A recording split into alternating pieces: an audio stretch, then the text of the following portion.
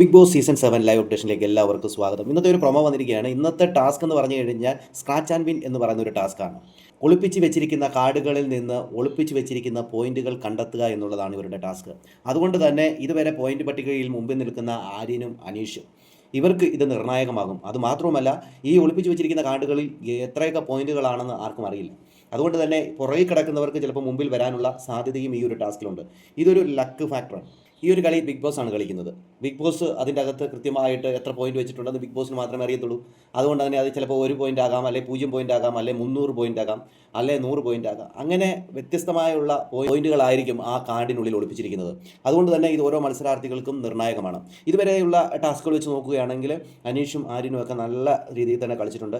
അക്ബറും കളിച്ചിരുന്നു, കുറ്റം പറയല്ലോ, അക്ബറും നല്ല രീതിയിൽ തന്നെ കളിച്ചിരുന്നു. പക്ഷേ ഇന്നലെ പാവ അടിച്ചു മാറ്റിയതോടുകൂടി തന്നെ അക്ബറിൻ്റെ ആ ഒരു ഇതങ്ങ് നഷ്ടപ്പെട്ടു പോയി. അതിനിടയിൽ തന്നെ ചീപ്പ് ഗെയിമും അക്ബർ കളിച്ചിട്ടുണ്ട്, അത് പറയാതിരിക്കാൻ വയ്യ. അനുമോൾ നല്ല രീതിയിൽ കളിച്ചിട്ടുണ്ട്.